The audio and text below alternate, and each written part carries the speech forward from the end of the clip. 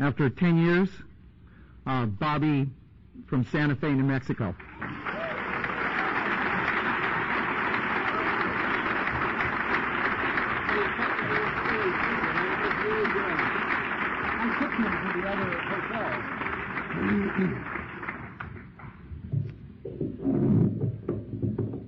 I am Bob Earl. I'm an addict and an alcoholic.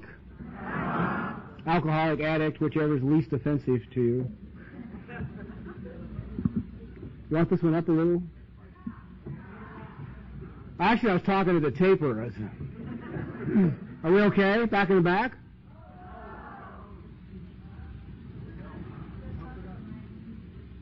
Huh? Can somebody get one of the hotel people to crank up their system a little? Whoever's in charge of that aspect of the conference?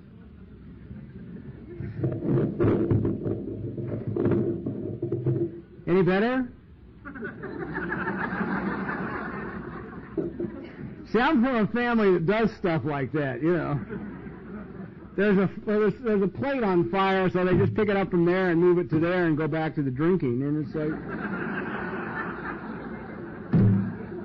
somehow this problem will resolve itself.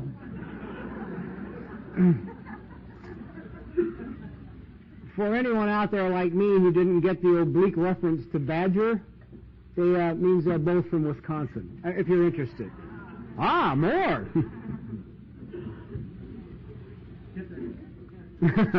Chet wants your names after the... I'm delighted to be here. I'm delighted to be back at a winter holiday. He hadn't told me that story. I didn't know that story. And I'm particularly delighted to be at a conference that is acknowledging the fact that this is a family disease, and that you include Al-Anon and make it an important part of the conference, and that you have a considerable amount of Al-Anon activities. I think it's good. I think it's commendable. I get very tired of listening to AA speakers derive humor at the expense of their Al-Anon spouses. Actually, I don't like anybody who derives humor at the expense of anybody else anymore.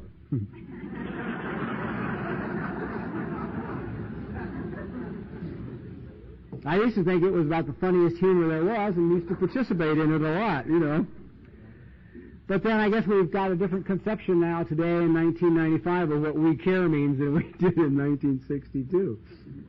1962, we care meant sit down, shut up, listen, go to 90 meetings in 90 days. If you knew anything, you wouldn't be here, so don't speak. I hope it's changed a little.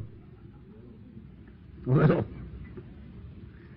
Another thing we have going now, which just amazes me no end, is I've been to so many meetings lately, and they read this in the preamble to their meetings that we request that you limit your sharing to your alcoholism.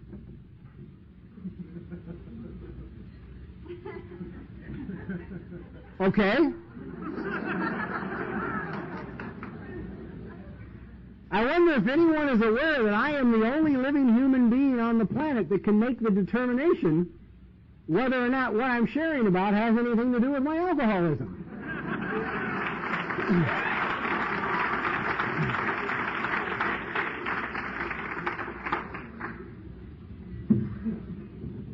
I could be talking about my parakeets, you know, having some pneumonia. And you would say, well, but if you don't understand my emotional relationship with my parakeet, you may not know what I'm going to go through.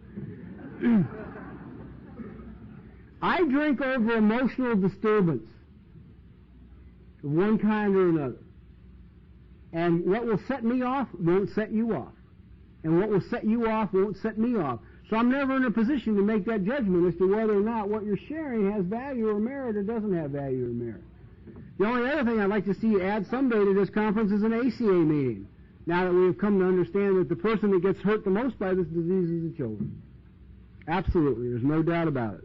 There's too much information in now to tell us that this is the case. I am an adult child. I was raised in what is rapidly becoming the average American family. One alcoholic parent, one parent that needs that kind of excitement.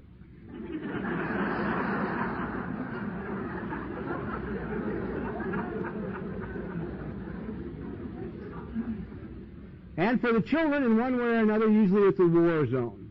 My mother, unable to take her anger out over my father's drinking and his inability to communicate with her and the deteriorating relationship between them, had a male child, and I became the target of all her anger. My mother's a child beater. She was a serious child beater.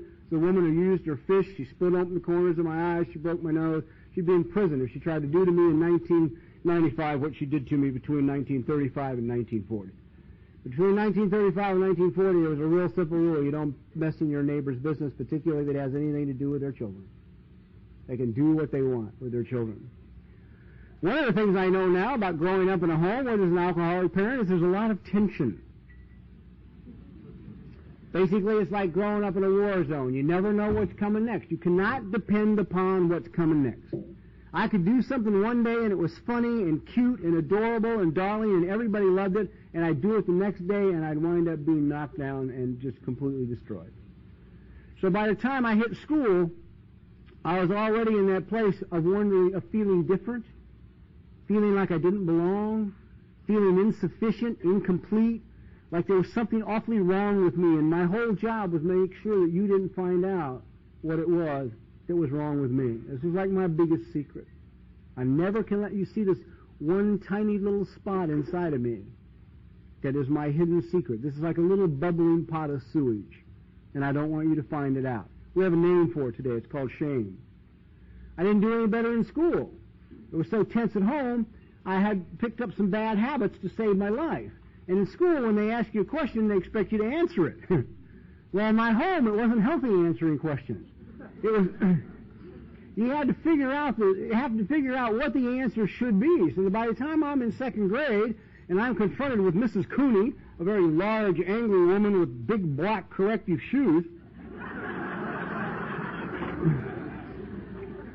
and I'm not making fun of people with corrective shoes. I have orthotics in my boots.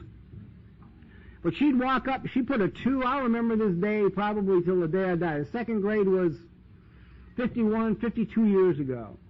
She put a 2 on the blackboard, another 2, a plus sign, drew a line underneath, and spun on me and said, "Bobby," God, you know, why me? The problem was not that I didn't know the answer. I knew the answer. I knew 2 and 2 were 4. I had things I needed to work out before I answered. The first thing I had to figure out was, why does she want to know? Right? I mean,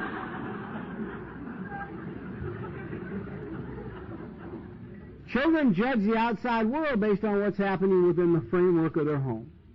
In the framework of my household, I was being asked questions by parents that had no business knowing the information and no need for the information, and I was getting slugged for the answer.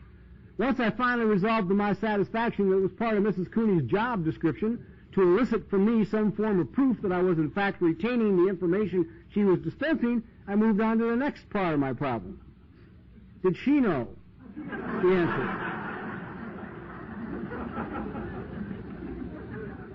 At home, I'm being asked questions by parents who do not know the answer to the question they're asking me, and I'm being punched for giving the right answer. So I'm a little leery about all this. Sitting next to me in the second grade is Susie, who I can still also remember 52 years later. Susie also had an alcoholic father. But she reacted to the alcoholism in her home different than I reacted to the alcoholism in my home. Susie was going to be a straight-A student until she died. She probably has more credentials today than she can use. She probably has more credentials today than 10 people can use. She was going to shore up the self-esteem of her family by her report card. It's a tragic that children can do that in our society. But see, Susie could hold up her report card. Her family could hold up her report card and say, "See here? See here? This girl got straight A's. Straight A's. So, okay, so our Christmas lights are still on the house and it's July. It doesn't matter. This child got straight A's. And if this child gets straight A's, it means our family is okay." Well, what I realize now with the information I possess, when they had asked me about 2 plus 2, when Mrs. Cooney had asked me, and I'm sitting here trying to work all this stuff out, Susie is under incredible stress.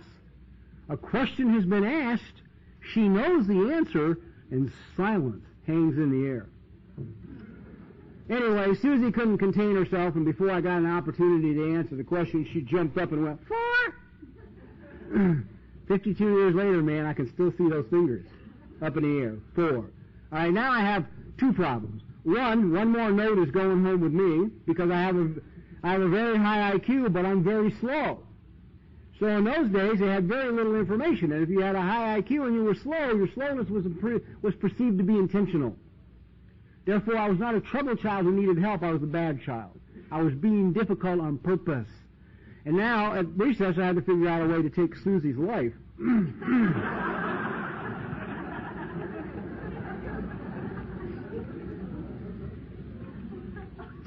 Because you see, Susie had committed the one absolute cardinal sin. She had drawn public attention to the fact that I wasn't okay. The whole class knew. She was able to jump up before me and give the answer. And one more time, that was that god-awful, horrible, I'm different, I'm not enough. If you ever find out, you'll leave me or make me go away. And I just didn't want to face it. The only thing that changed for me in school was always difficult, terribly hard, was by the time I was about 12 or 13 years old, I hit 6 feet. My relationship with my educators changed at that point. I didn't have to listen to it anymore. If it upset me, if I couldn't answer it, if I couldn't handle it, I could walk by the teacher's desk, drop all my books in the wastebasket, make a socially unacceptable gesture, and walk out the door. The vice principal had already made it clear to the teachers he did not want to see me again, ever. So he didn't know what they were going to do with me, but I was not to be sent back to his office because I'd already thrown a chair through the window in his office. By the time I'm 15 years of age, I've been thrown out of 2 high schools in the city of Los Angeles, and they sent me to a high school in L.A. that used to be there called Reese. Reese was a high school for young men like me. I do not believe there was one educational credential among the entire teaching staff at Reese. Everyone there, as far as I know, was either a currently employed juvenile police officer or a retired juvenile police officer. They were there for one reason, to keep us little gorillas in our seats for the necessary 6 hours and then turn us loose. To give you an idea of what I was like at 15 years of age, I had not yet drank anything. I had not yet had any narcotics of any kind. I lasted 1 day in Reese High School. At the end of 1 day, they called my mother and said, forget it. We do not want him in the Los Angeles educational system. Get him a job. That's what I had become by the age of 15. I had more emotional problems than any 6 people I knew, and I hadn't even yet discovered anything to drink. 3 days later, I'm in Hermosa Beach with some friends of mine. Somebody offers me this funny little cigarette to smoke and a gallon jug of red wine to wash it down with. I took this funny little cigarette, drew deeply on it, and washed it down with a little red wine, and magic happened. And this to me is what alcoholism is all about. This is to me is what addiction is all about. It's what all of it is all about. I don't care what you used. I don't care where you used it. I don't care how much you used. I know one thing that every one of us in this room has in common is the first time we got the stuff, magic happened for all of those who were already emotionally troubled. I felt okay. I liked the beach suddenly. The sand wasn't this terrible irritant it had been. Women took on a whole new interest to me. A little red wine and a little marijuana, and I just lit up. Hi. I'm not sure what we're going to do, but I know it's going to be more fun than anything I've done until this point in my life. The next 3 years of drinking and using narcotics was like driving a fine car down the highway of life, man. It was good. It was beautiful. Absolutely beautiful.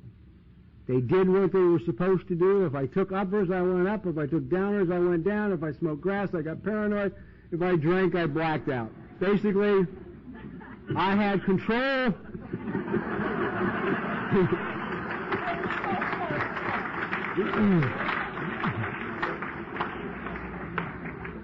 I had control over my substance abuse. Everything was going really well, and then one morning that terrible, awful, horrible thing that most of you know about happened. I got up and I put in my system everything I've been putting in my system, and it didn't work. It didn't work the way it was supposed to work. And I spent the next 8 years. Early on in AA, I had a problem. It nagged at me and nagged at me and nagged at me. And I would go to people in meetings and I'd take them aside and I'd say, okay, look, I got it, all right? I'm addicted. I'm an alcoholic. I got it. I understand that. But why did I go to such lengths to anesthetize myself? And I'd get this answer. And the only reason I got the answer is because the only one anybody had been. Look, kid, if you look like a duck, you walk like a duck, and you quack like a duck, you're a duck. It was like being in the second grade with Mrs. Cooney. You know, it's like, what the hell has this got to do with anything? But I didn't have enough esteem to speak up. I just did what most of us do with our sponsors. I know, okay. I got it. I understand. Because I spent 8 years of absolute misery. And this is the period in our addiction or our alcoholism when people look at us and say, my God, if it did that to me, I'd quit. And they can't understand why we'll put ourselves in positions where we're being handcuffed to the bumpers of sheriff's department cars and drug around the block as an indicator of what they'll do to you if you do what we did to them. You know, I mean, it's like this incredible madness, institutions, mental hospitals, everything that went on during this next 8 years of my life. The incredibly god-awful parenting job I did with my 2 daughters for 3 years. I mean, just all of that. Why would anybody do that? Why would anyone go through that? All I wanted was the moment back. All I wanted was to feel okay one more time. I just wanted to have some control. I just wanted to put something in my body and feel okay. And smile again for the first time in a long time. And that moment never came. I never got it again. I never captured it again. I wound up 26 years old living in doorways in Pasadena, California. August 28, 1962, I rolled into my first Alcoholics Anonymous meeting. An Eskimo took me. I beg your pardon? Eskimo? An Eskimo. Well, that's about, I'll have to tell you what an Eskimo is then, I guess. When I was about 2 years sober, I was having a terrible, terrible, terrible time with any connection with a higher power of any kind. And the reason for that was, I went up to somebody early on in my recovery, I know what it was. I was talking to somebody about a problem, and a sergeant in AA stepped forward and and gave information they had not been asked for, and said, son, if I had a problem like that, I'd turn it over. Yeah, that's a good concept. I like that concept. That's an interesting concept. Turn it over. This had a nice ring to it. Give it to somebody. This had real appeal. So I said, to who? And he said, God. I said, who's God? He says, your Father. He loves you. Bad image.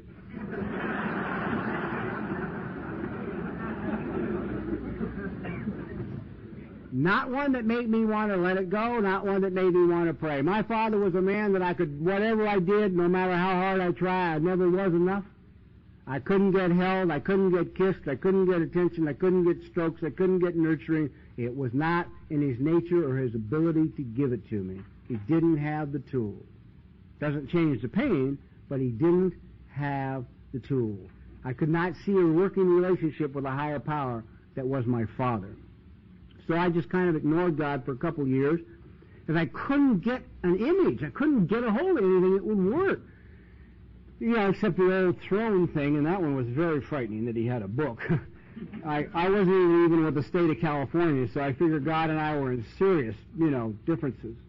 And I'm in this meeting one night, and the speaker tells this wonderful story about these two men sitting in a bar in Alaska. One of them's an atheist and the other's a very religious man. They're both drinking. Partway through the conversation, the atheist looks at the religious man and says, "You know, I don't believe in your God." The atheist says, "Well, the religious man says, well, why not?" The atheist says, "Well, I gave him a chance to prove himself to me once and he didn't do it." The religious man says, "In what manner did you give God a chance to prove himself?" The atheist says, "Listen, I was lost about 6 months ago, about 150 miles north of town here." He said, "It was a terrible blizzard." He said, "I knelt down in the snow and I looked at the sky and I screamed, 'God, if there is one, I'm lost. I'm going to die.'" The religious guy looks at him and he says, "Why, you must believe. You're here." He says, "Nah, some damn Eskimo came along. Showed me the way back to town."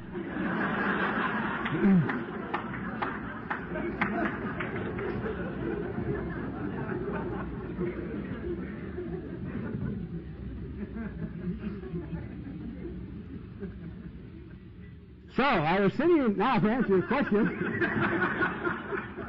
is what an Eskimo is. So I'm sitting in my doorway, I'm 26 years old, my brains are completely fried, I don't have any place to live, I weigh 135 pounds, I weigh 200 now, to give you an idea of what I look like 65 pounds later. And so I'm completely destroyed, sitting in this doorway. I have the phone number of AA in my pocket because I've gone before a judge. My last 502 or driving under the influence, I guess it is now, whatever the hell you call it now. I went before this judge. He gave me 5 weekends in Lincoln Heights Jail in Los Angeles, and I showed up drunk for the first 2, so they arrested me for drunk. My last arrest is common drunk, place of arrest, main floor, City Jail, Los Angeles.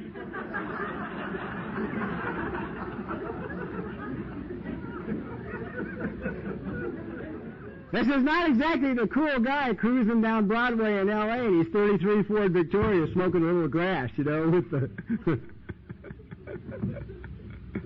Oh, well, it takes what it takes. So I had to go back and face this judge, and I'm watching this guy just kill people with sentences, and I'm just sitting there waiting to see him because I violated everything. I have failed to execute a sentence with my jacket. That's a felony. I'm going to prison. I mean, I know I'm in major trouble here.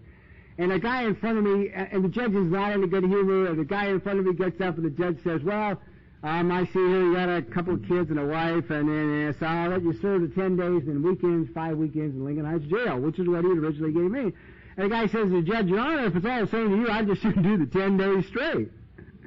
And the judge looks at him and says, "Well, I was just trying to have some respect and consideration for your employer, your wife, and your child, but if you insist, you can do 10 days straight, you can do 180 on top of it, till maybe you'll learn to have a little respect for your wife and your child."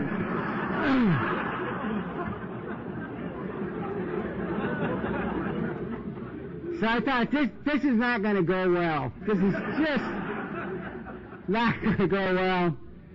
So he says to me, "You got anything to say?" I said, "Yeah, I'm going to call AA and do something about my problem." I had absolutely no intention of calling AA.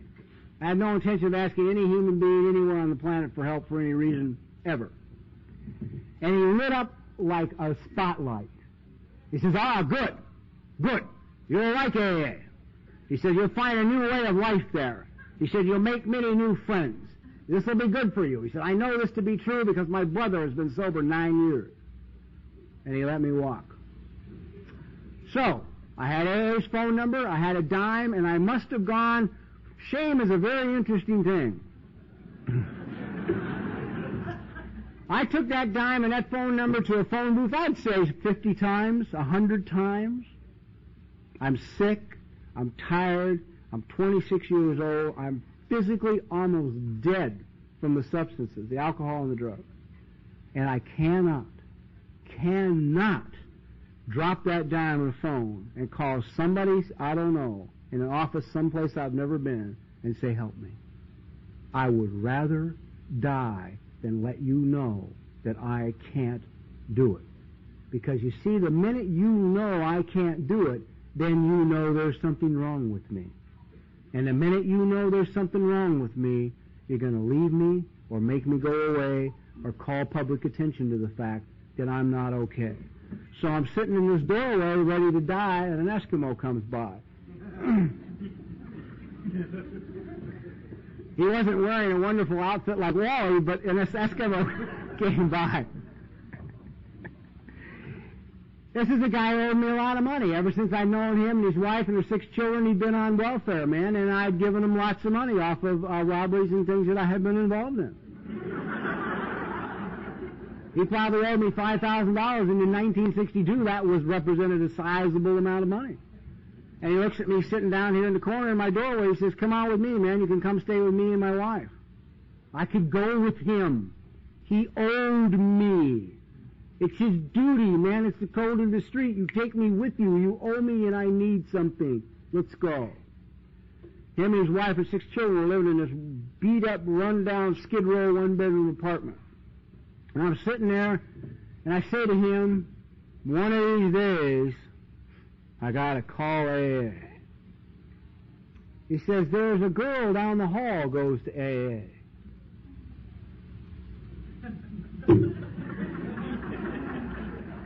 I couldn't even pull up a mental picture of what I imagined a girl in 1962 going to AA looked like, but I needed to know.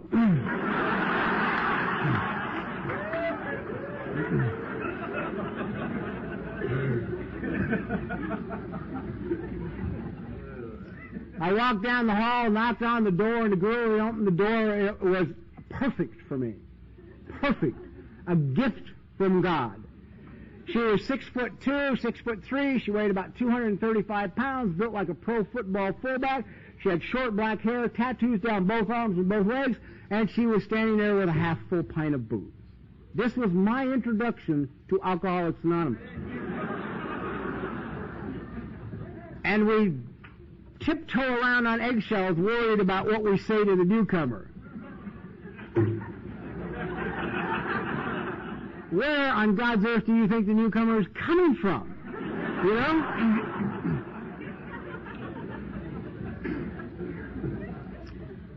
Well, she was fine for me because she was my kind of people. You know, I looked her dead in the eye. I said, "Man, I need to do something about my drinking. I need to go to AA." And she looked me right in the eyes and she said, "AA will work if you want it, and I am not ready to quit drinking."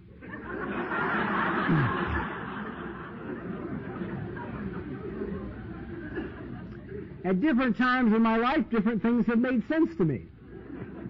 At that moment, that was perfectly logical. It made perfect sense to me. I'm a whacked out, completely destroyed, 135-pound, ripped human being. I took one look at her and thought, yeah, hell, if I was big and strong like you, I wouldn't quit either, you know. I mean, it was...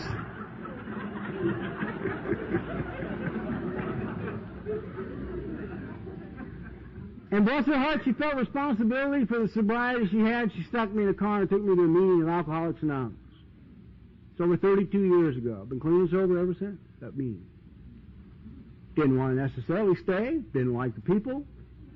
Wasn't particularly fond of meetings, and I got sober in Pasadena, California. Everybody was old already. They were old when they started to drink.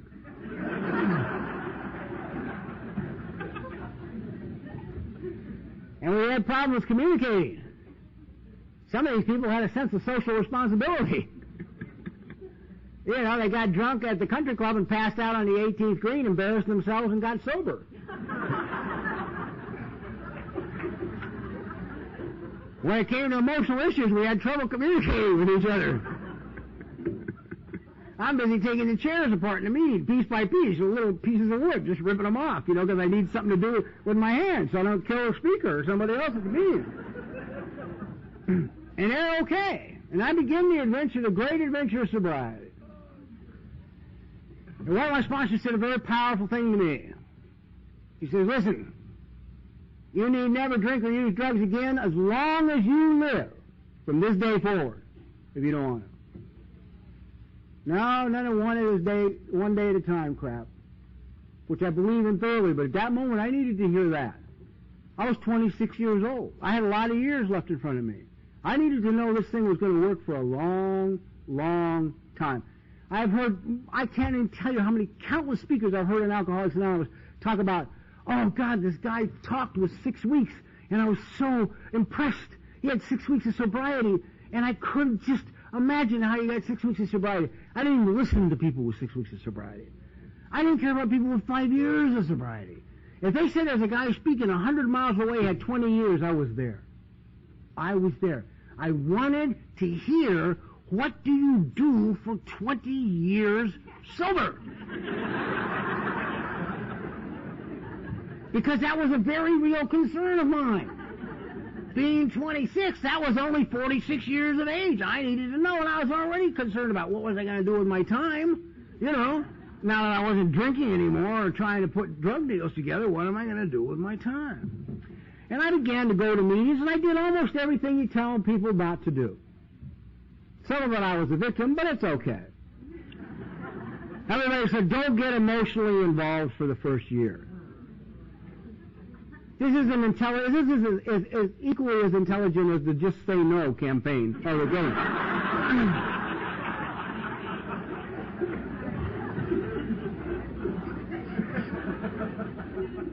Men have been known to tiptoe through minefields in order to have sexual relations with a woman, and you're saying, don't get emotionally involved. When I was 3 weeks sober, I was asked to give a 10-minute talk. In the audience was a woman who had 3 months of sobriety, an old-timer. This is the truth. So help me God. After my talk, she came up to me and she informed me that her sponsor had told her if she heard anything she liked at a meeting, she should take it home.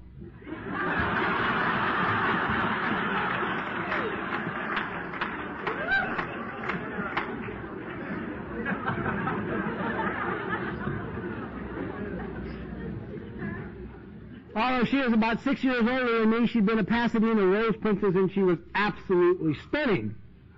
I went.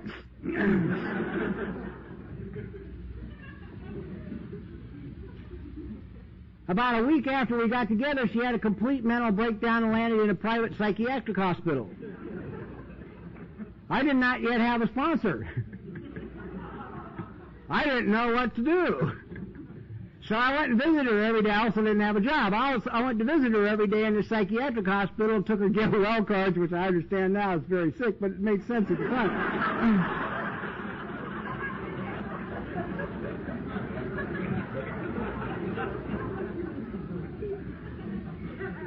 And we'd sit by the swimming pool in this swanky psychiatric hospital, read the big book, and plan the rest of our lives together with God, AA, and the 12 steps.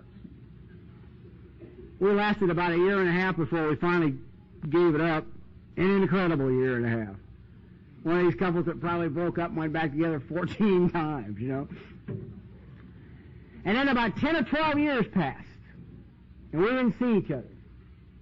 About 12 years later, I spotted her at a meeting, and she spotted me, and it was like a Clairol commercial, you know.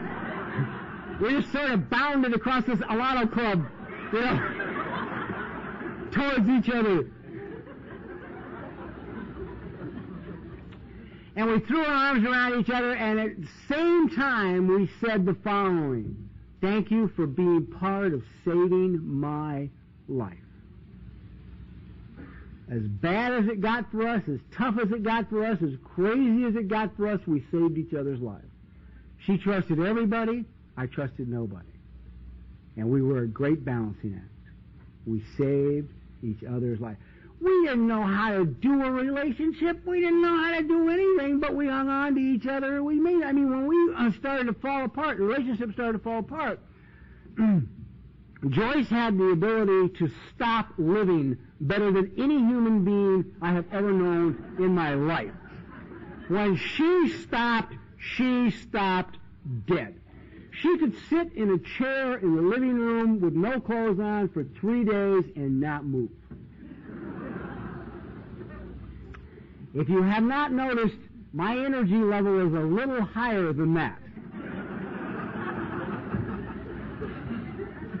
And we didn't have any of the information in those days about depression that we have now. You know, we didn't know anything about it. For Christ's sakes, we're still giving diabetic alcoholics carob syrup and orange juice, putting them into comas in the clubhouse, you know.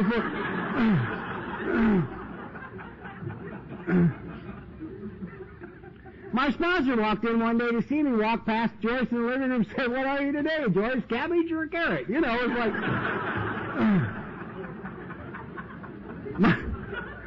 Much of the humor in those days was at the expense of other people. Well, we'd separate. It would finally become impossible, and we'd separate. You can't live like this. And besides, I'd start gaining a little weight, and I wouldn't shave, and I started to look really bad, and she'd just sit in the chair, and just sort of rut. Maybe 6 weeks would go by, we wouldn't see each other. Because I was brought up by sponsors that said if you break up a relationship, it's the male's responsibility to go across town to meetings and let the woman be safe in her meeting. I don't either agree with that, but that's what the hell went on then. It worked for me. But after about 6 weeks, I had to get back to one of the old groups. I go back, and there'd she be. Well, both of us now are sort of on the hunt again. And I've lost the 10 extra pounds I put on, and slimmed down, and dressing good, and shaving, and going to meetings, and looking sharp. And she's back to being this absolutely gorgeous, stunning rose princess she once was. And we would take, because we had no tools of any kind to speak of, we would take one look at each other and say, my God, why did we separate?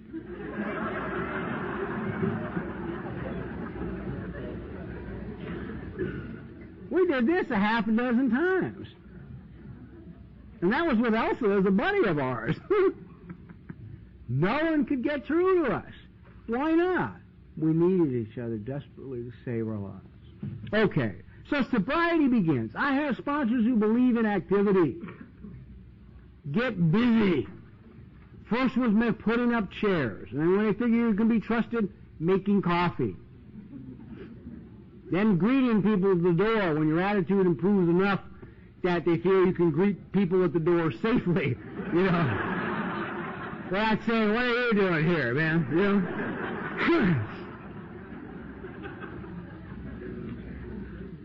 And it was in this phase that began to get it that I was different. And I began to understand I had problems. Because other people doing this work loved it. Or at least they said they did. People were getting to the podiums at meetings and they were saying, I am so grateful to this group for the opportunity to make coffee. I get here 3 hours early every night and get to spend time with the pots and the coffee in this temple to God. Thank you, thank you, thank you. And I'm making coffee at the Tuesday night meeting, and I tell you, man, I'm thinking about Raid, putting Raid in it. It's like, nobody says thank you, nobody cares, nobody's kind, nobody, it's like, give me a break with this coffee crap, Or then you get the cleanup part after the meeting, which is the mop, and they spill their coffee, and they don't say anything, and they leave cigarette butts in the coffee. I mean, it's like you just want to drop them on the way out the door with the mop. But nobody is saying this. Everybody else is grateful to mop the floor. And then you get a year, and your sponsors light up like they've had a baby,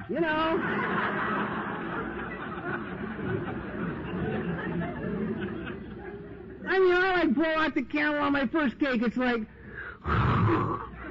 God, I made it. A year. If I can do a year, I can do 20. And they just scooped me up and they said, now you can carry panels into institutions. And I looked at my two sponsors like they were crazy. I said, what for? I don't care. They said, I was always, this kind of logic was always used with me. When it came to setting up the meetings, my sponsor would say, get there early, set up the chairs, or break your back. I can work with that. That's a logical approach that I can deal with. It's because it was familiar. It was like being home with mom and dad. You do this or we kill you. It's like, okay, I can do this. I thought I couldn't, but I can. And so when it came to institutional work, they just said to me quite simply, hey, listen, man, either you start going back in where they wear blue and brown, or you're going to wind up living where they wear blue and brown. I got it. Works for me. I can do that. And then they gave me the worst panels on the face of the earth, because these are the ones no one else will take unless they just got a year and 1 day of recovery and don't know any better. So the first panel I get is County Hospital, Los Angeles County Hospital. Now, I don't know about you, but I'm a little touchy about germs. Actually, it's more than a little touchy. I'm a compulsive obsessive personality. I get completely nuts about germs. So now I'm going to Los Angeles County Hospital. And you go there and you meet in a room and they give each one of you a book, which is for a floor. And in the book are all the patients' names on the floor and their room number and all that. And in it, marked with a big red star, are those that are there for directly or indirectly because of alcohol. And the doctors mark the book. So if a guy broke his leg, but he was drunk, there'll be a star, because they want us to know that he didn't just actually, slip, that he had some help. So, I really don't like being in the hospital. I haven't had any luck in hospitals. I've been on the 6th floor county psycho 3 times. It hadn't gone well for me. So I take my little book, my stack of AA literature, and go off down the hall to the first room. In the first room is Joe. Joe has been drinking and living outdoors for 40 years. Joe has at least 12, 14, 20 open wounds on his body. Joe is laying there in bed scratching. I say to Joe, standing far enough from the bed that my clothes won't touch it, "Hi, I'm from Alcoholics Anonymous. My name is Bob." Joe looks up, goes, "Hi, Bob." Well, Joe wants to shake hands.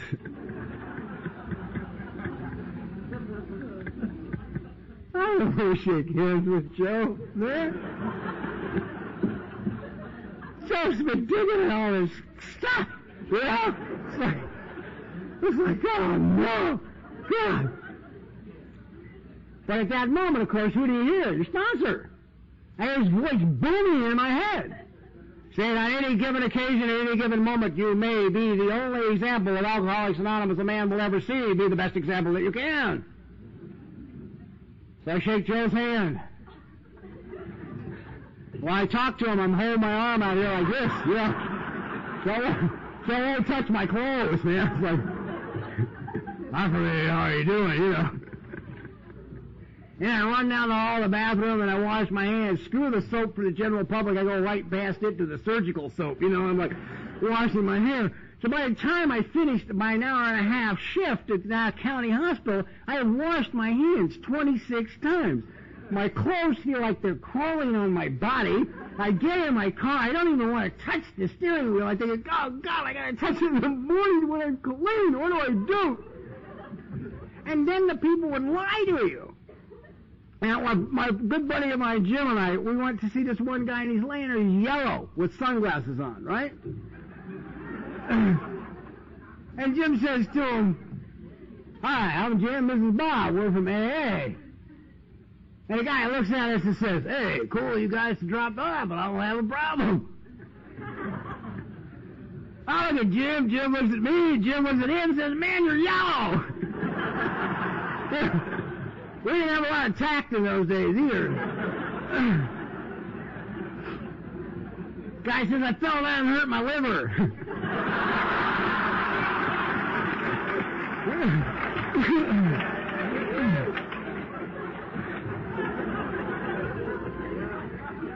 I looked at Jim, Jim looked at me, we didn't know what to say. So we left him a pamphlet and left. It's like, okay, cool, if that's your story, here, have this, and if you ever get out of here, come to a meeting. And then every prison meeting they gave me was in the middle of nowhere. The first one they gave me was Lompoc Penitentiary in California, which is a federal penitentiary. It's 150 miles past any links. It's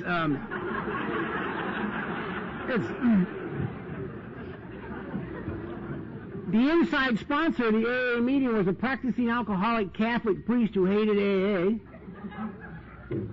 It's a federal penitentiary. There's nobody in there doing less than 7 years bottom, So, you can't say to the guy at his first meeting, he just can't get too enthused about AA because he's not going to be seeing the free world for somewhere between 7 and 15 years. It's like a really not a good panel, I didn't think. Anyway. But I would go back to the meetings and I was hearing these people who were from another planet than me. I am so grateful for the opportunity to share at this hospital. You know, I can't get my clothes clean enough from sharing at the hospital. I'm so grateful for the opportunity to drive to this prison. And I'm thinking, what's wrong with me? Am I the only one that hates all of this stuff? You know? Am I the only one? But I wasn't going to say anything to anybody. Because there was no one else saying that they didn't like it. No one was saying, even though you hate it, do it anyway, your judgment may currently be impaired. You know? No one was saying none of that stuff. So I thought, how am I going to get along here? What the hell am I going to do? What's going to happen? And so I figured I had to get like the other people or I wasn't going to survive. So I figured, okay, what are the other people like? How do I get like the other people? So I started to watch the other people really carefully so I could figure out what you were doing. Because I had no idea. And I wanted to fit in. I did not want to not belong. Remember, this is a guy who was inadequate, insufficient, incomplete, and way down inside of me is this little spot I must keep hidden, keep it secret, so you cannot find out, so you won't make me go away, or you won't embarrass me, or you won't leave me. So I begin to watch carefully the recovering person, because I know I need to create a recovering personality. I got to somehow find somebody other than me. So I start to watch people, and finally I get it. It takes a little while, but I get it. I understand that to be an okay recovering person, all I have to do is be fine. As long as I'm always fine, I'm okay. Because I was noticing that everybody was always fine, no matter what. They had just lost their job, their car had been repossessed, and their dog had been stolen. And they would walk through the door of the meeting and say to Fred, "Hey, Fred, how are you?" "I'm fine, Fred, thanks." "Yourself?" "Good, thanks." And they would shake hands, and the guy would go sit down. And I'd think, what about all the stuff that happened to you? Not a word. So I got it. I'm fine. I'm okay. I was having a couple of small problems, though. Relationships were difficult, and anger seemed to be a small problem. And I was doing everything I could to anesthetize the anger. I was smoking 3 packs of cigarettes a day, drinking 50 cups of coffee, and eating at least 6 pounds of sugar. It seemed to come out most often while driving. So I would be driving out a freeway to go to a meeting in Los Angeles, and someone would move in front of me without using their turn signal. 30 seconds later, as I'm doing 100 miles an hour down the freeway, chasing them, screaming obscenities out the window, like a mad dog with foam coming out of my mouth. Eventually, if I was lucky, I didn't catch them. If I did, I was standing in the middle of our hood in an intersection trying to discuss their driving habits with them, being the best example of AA I knew how to be.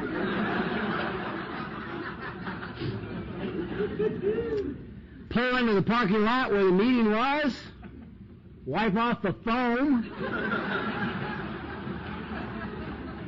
straighten my car, brush back my hair from being blown in the wind while hanging out there.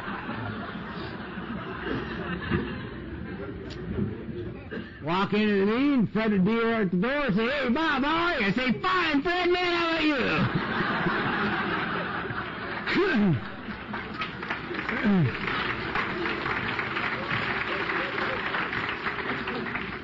This little 100-mile-an-hour chase down the freeway seemed insignificant to my recovery. It had nothing to do with drinking. What the hell does it matter, that I'm out trying to kill people?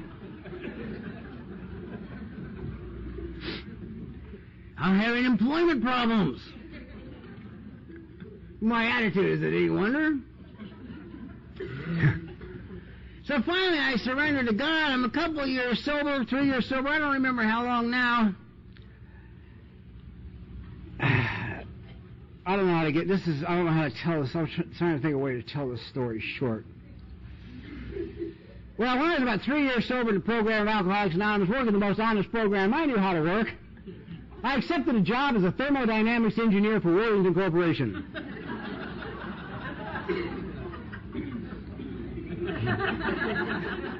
Guy up here says, what does that mean? I unfortunately knew what it meant, but I couldn't spell it. I had a 10th grade education. I had no idea what the hell in the world a thermodynamics engineer was, but I knew they used slide rules. So I went to the drugstore, Thrifty's, I think, and bought one. Took me about 4 or 5 hours to figure out how to multiply 2 times 2 on the slide rule, but I knew that I needed. See, I'm still back in Mrs. Clooney's class trying to work out 2 plus 2. So I become this thermodynamics engineer for Worthington Corporation, taking over all of Orange County. Small amount of stress. For someone who doesn't want to be found out. Little bit of tension. So much tension, if I had yet learned to cry, I would have been sitting in my car at stoplights weeping. But I hadn't gotten to that point yet. But you see, tension is familiar to me. I grew up in tension.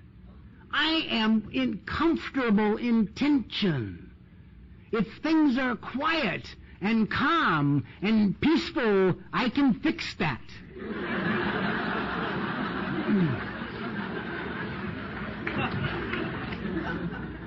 I can fix it in a heartbeat.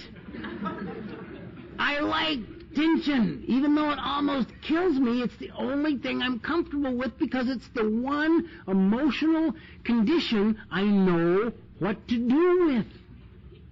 I mean, I don't know about anybody else in this room, but anxiety has been my drug of choice since I got sober. You know. I can sit home alone in a chair by myself with absolutely no help from anyone and get nuts. Right off the planet. I create tension when I wake up. A lot of people know this story, but I used to talk about when I finally started to get it. Well, I'll come to it. I'll keep it in order.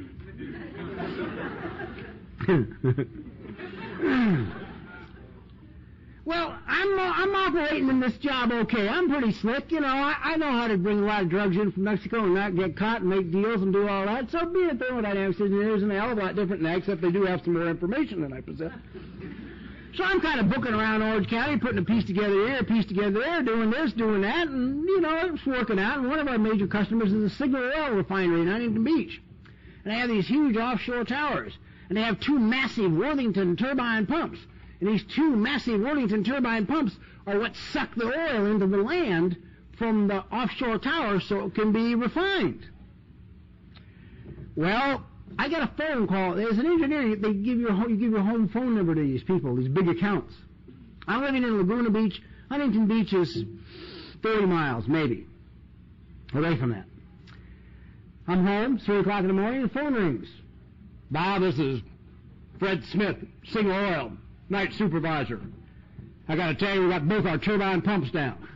Neither one of them's working. We got major problems. We've got to stop the towers, blah, blah, blah. We got to call into the guys and boys in Texas and L.A. and, you know, you and get your ass up here. I'm cool. I've got no problem. They called Los Angeles. They called the whiz kids in Texas. Those guys are going to be on a jet in their pajamas for this account. You know, they ain't going to blink. I mean, some of the best brains Worthington Corporation has to offer are going to be in this oil field. I forget one thing. They all are hours away. I'm 30 minutes away. I get up, I get dressed, I get in my car, I drive to Signal Oil Refinery. Guess who's the first one there? Here's all these men gathered under large spotlights, standing around with hard hats on in this oil field in the middle of the night looking very distressed, and I pull in my little red Plymouth Valiant with air conditioning. Norman Alpha used to tell me I was the only guy in AA with a red economy car driving around with the windows up in the summer who actually had air conditioning. I pull in the oil field, and I know I'm in trouble when I open the door, and the supervisor says to me, "Hey, man, what's wrong? We got to fix this thing." And I'm tired. You know, I can only stand so much tension, and then I have to give up.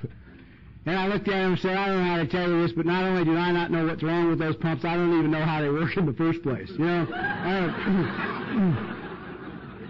I have no idea."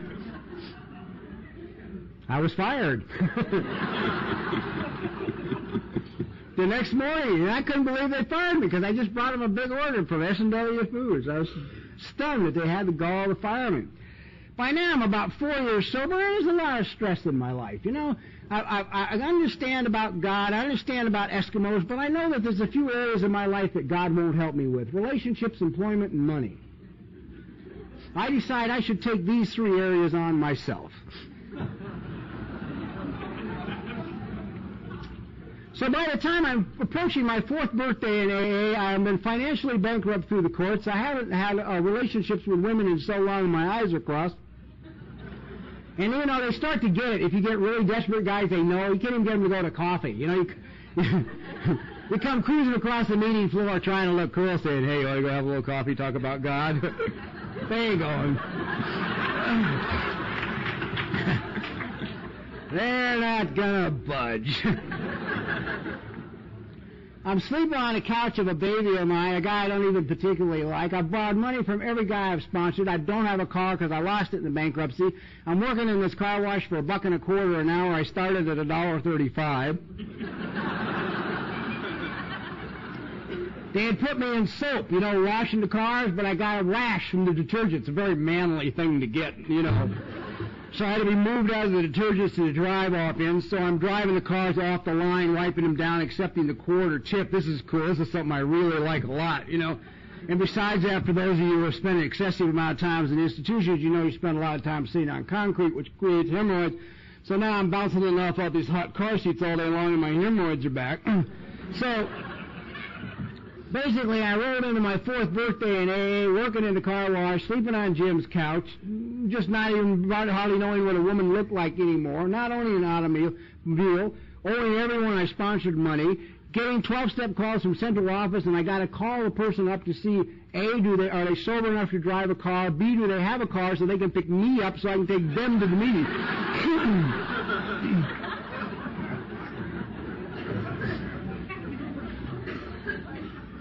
So I said to a friend of mine, "I ain't taking a cake."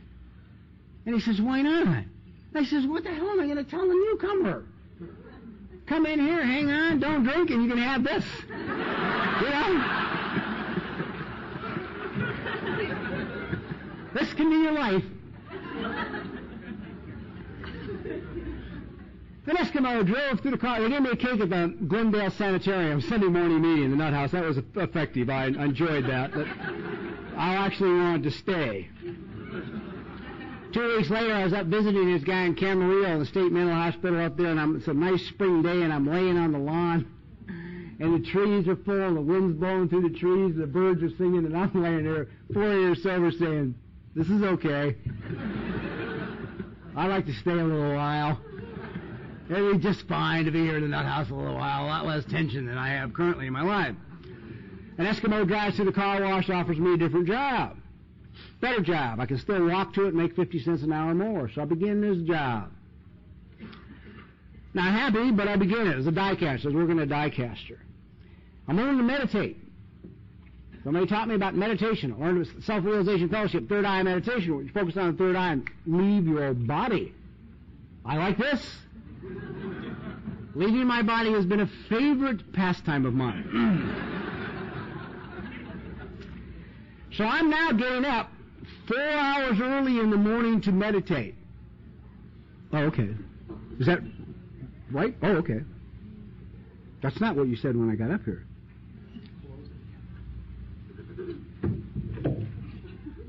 What am I missing here? Come up here and talk to me.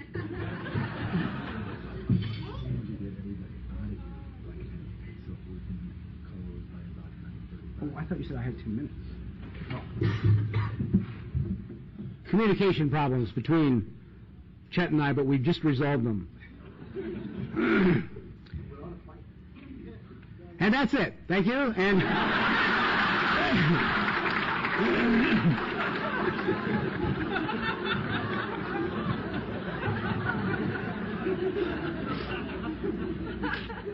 give you the rest of it later.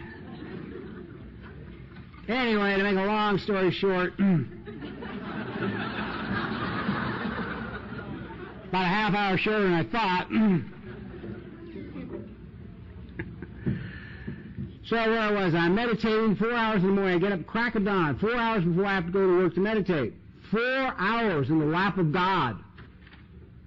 4 hours in spiritual bliss. 4 hours of communion with my Father.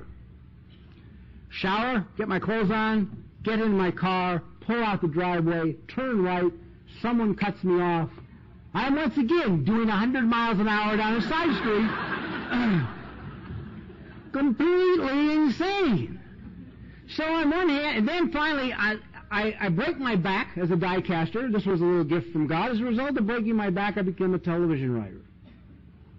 10th grade education, can't spell, and I failed English ever since they first mentioned the word.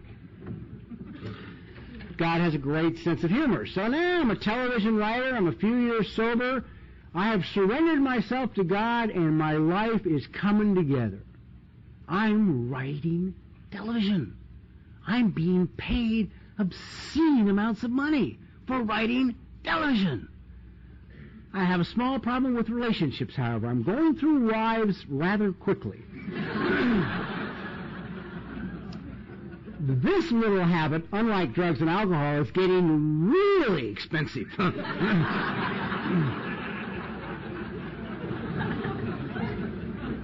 You see, because being raised by an angry woman, I have a little catch back here, which is I can't make a woman mad because I'm afraid of angry women.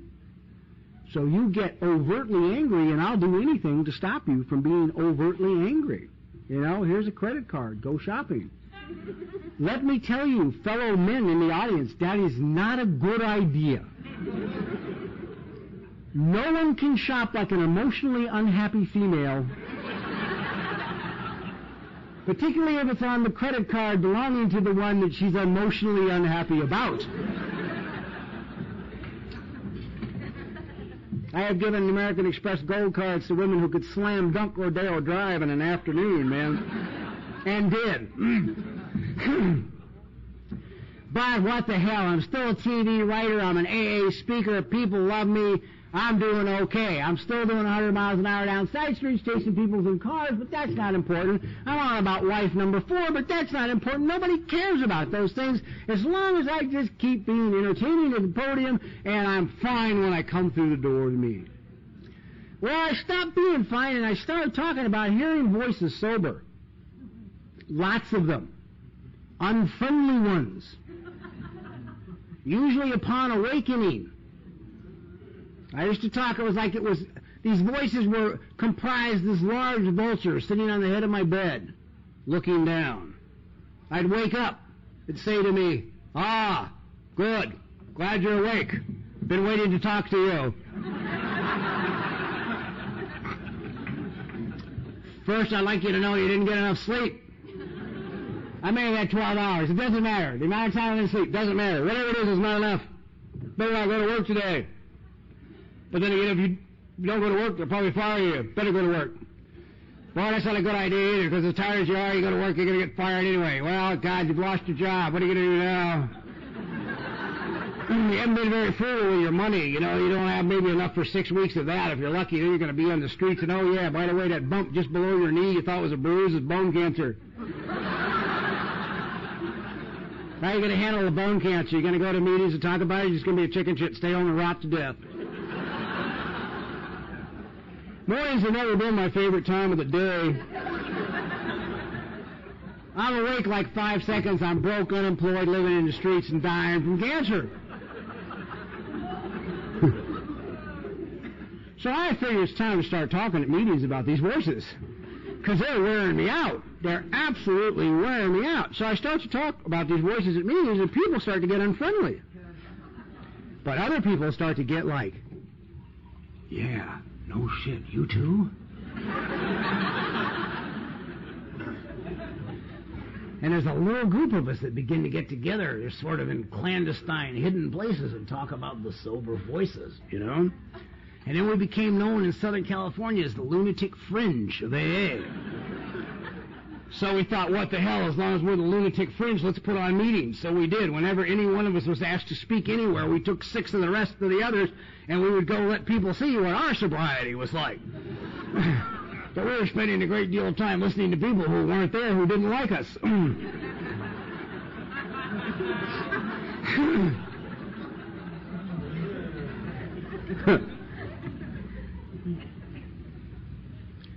So this went on until I was 17 years clean and sober. 17 years clean and sober, recognized AA speaker, known all over the world, living in a penthouse apartment on the beach at Santa Monica, working for a hit TV show, driving expensive cars, just divorcing one more highly gorgeous, expensive wife, got a gorgeous young girlfriend living in the penthouse with me, ready to roll into my 17th cake, and also I've been giving up things because things have been wiping me out sober. I've given up caffeine by this point. I've given up cigarettes by this point. I've given up sugar by this point. None of it is because I'm a good guy. None of it is because I'm some angelic personality. None of it is because I'm health conscious. None of it is because I got up and said, geez, I think I'll stop doing this. It's bad for me.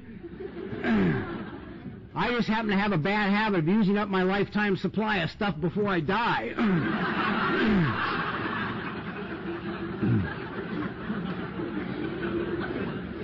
I gave up coffee when I got up one morning, my throat closed. It wouldn't go down, you know.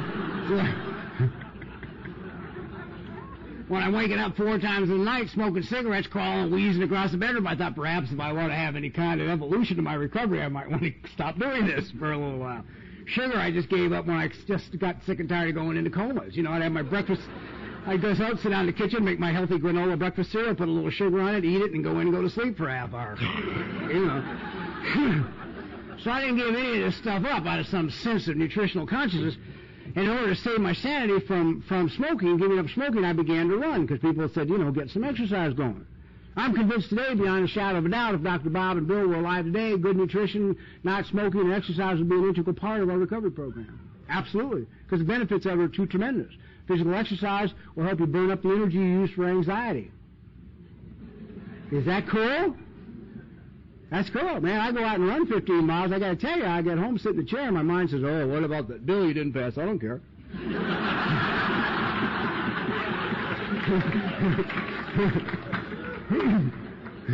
There's something like that before that I'd be going all day, oh, God, I can't deal with it. But I had one small problem. I got the penthouse, got the gorgeous woman, got the great job, got the money, got the fancy cars, got everything going on. I had one little teeny tiny problem. I wake up every day wanting to die. Drinking hasn't been an issue in my life for 10 years. By the time I'm 17 years sober, it hadn't crossed my mind. Either drinking or drugs. Never crossed my mind. What crossed my mind was dying. Not suicide, because I had to remove it as an option. I never thought of killing myself till I was sober. Ever. And it became like an option. I'd wake up in the morning and think, hey, screw it, you know what? If it stays this bad all day, I'll kill myself. Then a dear friend of mine who was as crazy as I was, we were both still sober, God bless him, said to me, we got to stop this. We talk about it together. We talk about driving down the freeway and taking out a wall 100 miles an hour, both of us.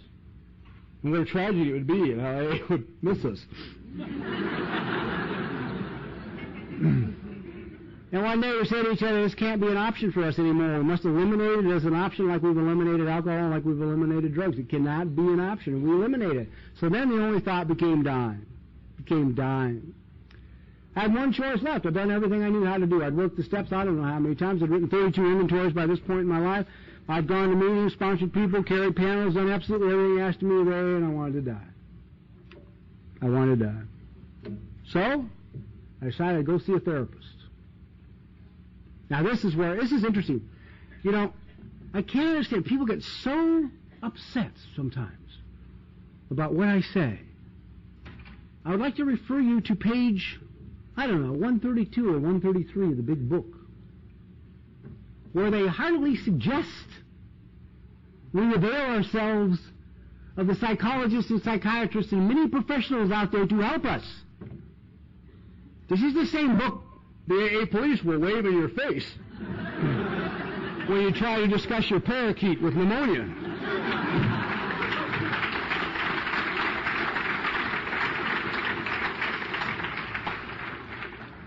So my founders have said to me, son, go find what you need to find to take this path. That's what they said, and they were seekers, Bill especially. I go to see this woman therapist. I sit down in her office. This is the free get acquainted session. She says, start with your childhood. Tell me a little bit about yourself.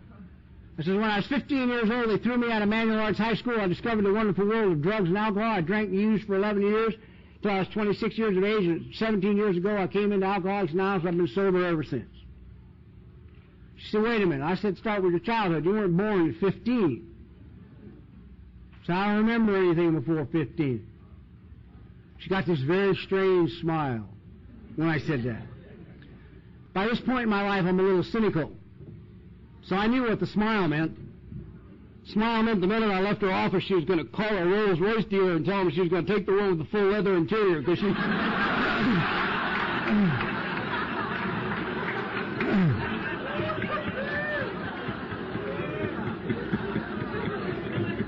because the man who was going to pay for it just left her office. I didn't know what she was trying to say to me is one day, if I had the courage to stick it out with her, I was going to meet the man I really was instead of the man I thought I was. And she was smiling because she knew that if I had the courage to stick it out, she'd be there when that day came. And it would be a joyous moment for both of us. Well, I had the courage, I stuck it out, and she was right. One day in her office, I met the man I am instead of the man I thought I was all my life. I met the man I am instead of the lie I believed myself to be all my life.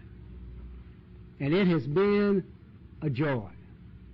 So I stand before you now. I'm 32 years sober, and I'll be 60, good God, the end of this year.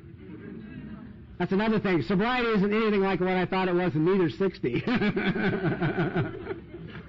Believe me. I had to learn a lot. I had to learn about the results of what the hell was done to me when I was a kid and the impact it had on my life as an adult. You see, because I was doing everything I knew how to do in this program, but some of the stuff that was hanging on from when I was a kid was killing me. The angry woman beating me half to death was killing me in relationships with women. I couldn't have one. I couldn't stick it out. I had to get away. You get mad and I got to go. But I don't have the courage to tell you I got to go. So I got to drive you out. I have to drive you out. How do I drive you out? I use the same weapons my father used on my mother. I stopped talking to you and stopped having sexual relations with you. And lucky all the women I knew were in AA, so when they got completely crazy, they'd call their sponsor and say, I want to kill myself, and they'd say, he's not worth killing yourself over, and they'd leave. I'm currently married to the 7th Mrs. Earl. 6 of them were in Sobriety. I've also been married to the current Mrs. Earl for 7 years, which breaks all kinds of records. 18 months was the top going into this one. Probably more important than that I know how to have a relationship with a woman, that today I have a sense of esteem as to who I am, that my life is rich and full, and I take lots of chances and risks, and I'm a happy man. I'm also a father of a 7-year-old daughter. Now this, I want to tell you, has been an eye-opener. This has been the lesson that I never could learn. This has been a chance to make up for all the spankings that the first 2 daughters got that they didn't deserve. This has been an opportunity to make up for all the locking of these 2 little girls in a room that they didn't deserve, that this one never sees. I get to raise a child who has never been struck, never will be struck, and doesn't know what it would mean to be screamed at, yelled at, humiliated, put down, called names, or anything other than nurtured. I live with a little girl who only knows how it is to be powerful. We sometimes leave her with babysitters and we come back and they say, well, she doesn't have any trouble asking for what she needs, does she? We say, no, she doesn't. This little girl was about 4 years old. Her grandmother had died. Her grandmother had lived with us for about 2.5 years. And it's about changing relationships. I really don't have time to go. We had my wife's, when I met my current wife's mother and father, I hated them. They felt even more strongly about me. We didn't like each other at all. It was absolutely god-awful. And finally we got it resolved because Tina had to sit her parents down and say, enough. You want a daughter? This behavior must stop. End of comment. So they shaped up, I shaped up, we got together, and we had a sudden rash of deaths in our family. My mother, her dad died within a week of each other, lost a 20-year-old stepdaughter to drug addiction in an alley, and we had Tina's mom we had to take care of who was dying from emphysema. Her dad, when she was dying in the hospital, they were recluses, pretty much, these people, although he'd been successful in what he did. There was only one male there in the hospital room to lay in the bed and hold him while he died. That was his son-in-law, me.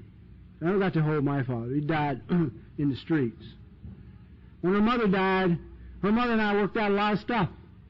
A lot of stuff I couldn't work out with mine, because mine was unwilling and unable to work out any of it. And after my mother died, we got Dorothy, and Dorothy and I worked it out. When Dorothy died, in her bed with her was Tina and I, holding her, babying her, nursing her at home, midwifing her on to whatever it was, waiting for her. And our daughter had been through all these deaths, particularly her grandmother. The same weekend we lost her grandmother, we lost 2 dogs. It was a bad weekend in our house as far as a lot of emotional stress and grieving and crying. So our daughter has a real good knowledge of death. About 6 months after Grandma died, we were out somewhere, I don't remember where. We were with somebody else, I don't remember who, because what my daughter said to me shorted out all my circuits. One of the things I love about little girls, particularly that age, 3, 4 years old, is they know so much more than they have the words to express. So I used to really frustrate her, and I'd see her sometimes sitting there looking up inside her head for words. Like if she could just look in the right place, she'd find the right word. And if she was doing this, wherever we were, she did it for about 15 minutes. She kept looking back in the corners of her mind, like she'd find something. And we do this little thing, she and I, you know what? And so finally she looked at me, she goes, you know what? I go, no, what? She says, I'm going to miss me when I'm died.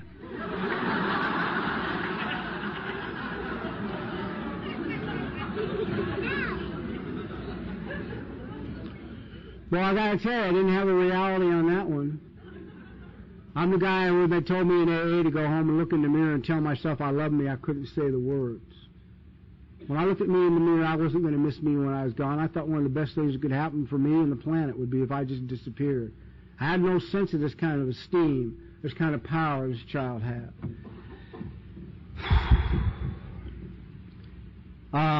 Let's see, okay. This little girl, when she was about 20 months old, we lived in a small town in northern Arizona. Very out in the country, rural. One of the things I learned about my daughter was, one of the ways I avoid emotional stress in recovery is I get into what's called task orientation.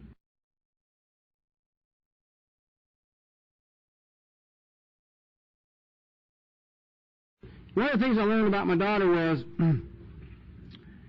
one of the ways I avoid emotional stress in recovery is I get into what's called task orientation. I get busy, and it gives me a reason to be here, to live. So the problem with task orientation is insignificant tasks take on unrealistic importance. Like getting to the supermarket by 4:30 becomes life and death, even though you have another 3 hours in which you could go to the market. And one thing I discovered about my daughter when she's old enough to walk is she wouldn't play the game with me. I'd look at my watch, say, I got to get to the market. I'd go get my kid, and I'd take her by the hand, and we'd head for the car. And the minute you try and move my daughter any faster than she wants to go, she'd just stop dead, plant both feet, and go, walk self. Which simply put means you go your speed, I'll go mine, I'll see you, when I get there.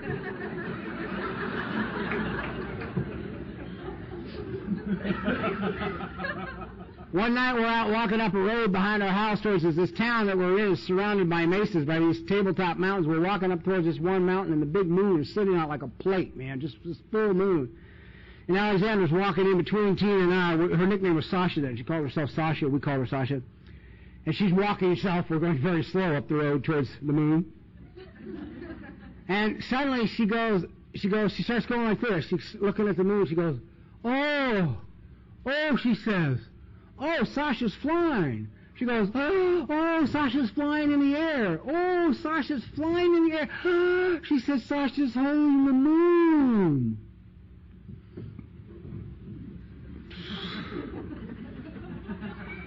My wife is 20 years older than I. We look at each other with tears streaming down our faces. And we had the same thought at the same time. We said, my God, you know what? This child's spirit might be free enough that she just flew to the moon. Because no one has stepped on this child's spirit. My wife is a product of 2 alcoholics. I'm the product of 1. Our spirit had been pretty well destroyed by the time we were growing up. And we could just only sob and cry tears of joy that this little person, where do they get this stuff, is flying to the moon, you see. Because no one has smacked her down. No one has humiliated her, embarrassed her, or had any humor at her expense. She's a very proud, very beautiful little girl. We had wanted to bring her, but then we couldn't bring her, and then people normally take care of her, gone, and anyway, she's in a thing at church tomorrow. I believe that if we're true to ourselves here, one day we all can walk self, and one day we all can fly to the moon, that we can get through the stuff we need to get through. But what I'm here to tell you tonight, and this is, and everything I say is my opinion, so don't get nuts, okay? I mean, you gotta be really, if you're home tonight pacing at 3 o'clock in the morning and completely nuts over what I said, I want to tell you, I have a habit of changing my mind on the way to the airport.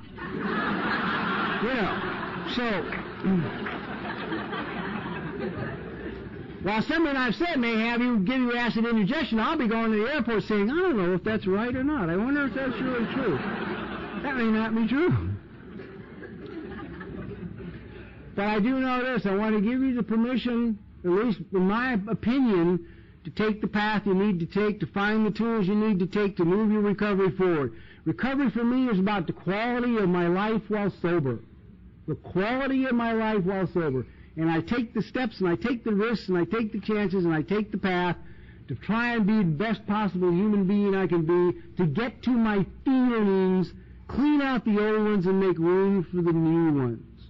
We are very clever, very powerful people. Maybe you don't know that, but that, in fact, is the truth. I am so grateful for AA because it's the table, the foundation on which I began this building process. But today my life is filled with many tools: AA, ACA, CODA, therapy, church, men's groups that I belong to, men's work that I do with other men. We've got a lot of work to do together, guys. We've got a lot of tears to cry. We've got a lot of anger to get out and a lot of tears to cry, in my opinion, in order to evolve and improve the quality of life. I've had great fun being here. I wish I could tell you more about today. I'm sorry I didn't. I thought I had more time, or I would have canned some of the early stuff and devoted a little more time to now. But God bless you, and I wish you well on your path and have a great dance. Good night.